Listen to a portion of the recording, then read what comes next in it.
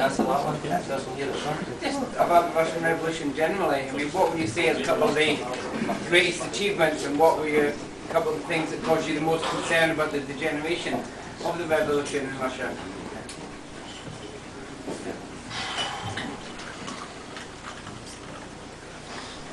I would say the greatest achievements occurred pretty well all of them before 1927. I would say that coming through at whatever cost, the concentrated immuring of Russia inside its own border by Western forces, coming through that at whatever cost, and the cost was huge in terms of human lives and human sense, was remarkable.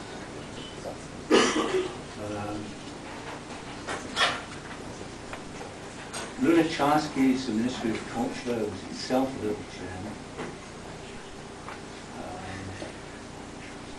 German. Lisitsky and the constructivist artists were extraordinary.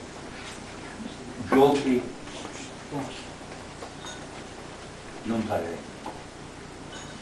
So I mean, most of the things lie in the secondary areas of culture, or one or two as well. But you know, what came out of it was also Victor Serge's Memoirs of the Revolution. And I'll go on, you know. So I go on, and I go on, and I'll go on finding other things about the Bolshevik Revolution. No question.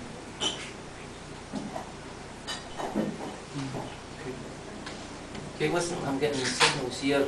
Is there a question at the back there? It's a technical question. Yeah. Can both of you either speak into the microphones or go close to the microphones? Because there's more people in the back.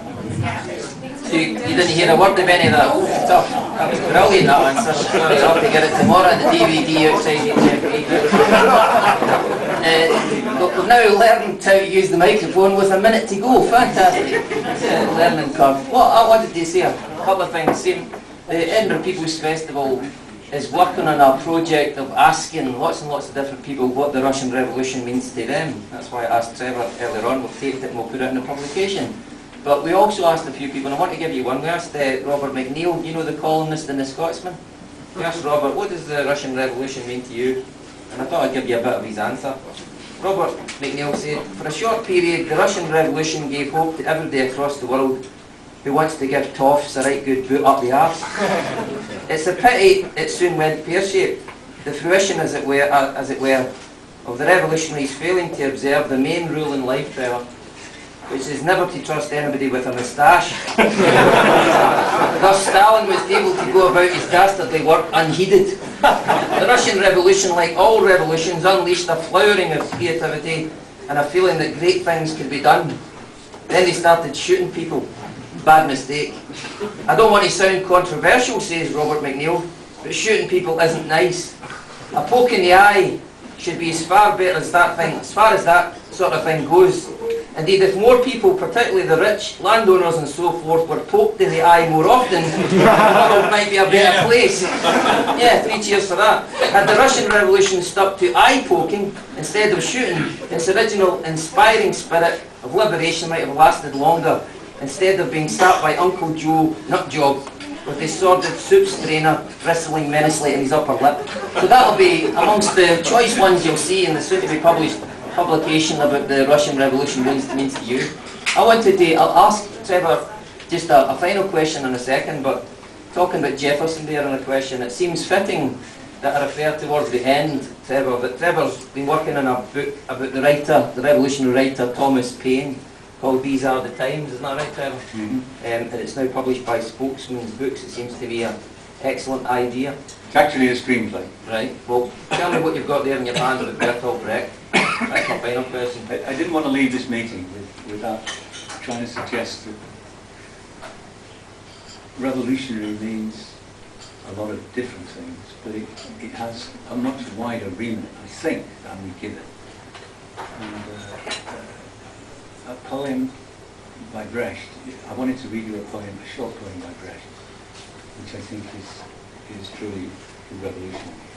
And it's very simple. It's called guidance for the people on top. On the day when the unknown dead soldier was buried amid gun salvos, at the same midday hour from London to Singapore, between 12:02 and 12:04, for a full 2 minutes, all work stopped, simply to honour the dead unknown soldier. But all the same, perhaps instructions should be issued for a ceremony at last to honour the unknown worker. From the great cities on the teeming continents, some man from the tangle of traffic, whose face no one noticed, whose mysterious character was overlooked, whose name was never heard distinctly. Such a man should, in the interest of us all, be commemorated by a substantial ceremony with a broadcast tribute to the unknown worker and a stoppage of work by the whole of humanity over the entire planet.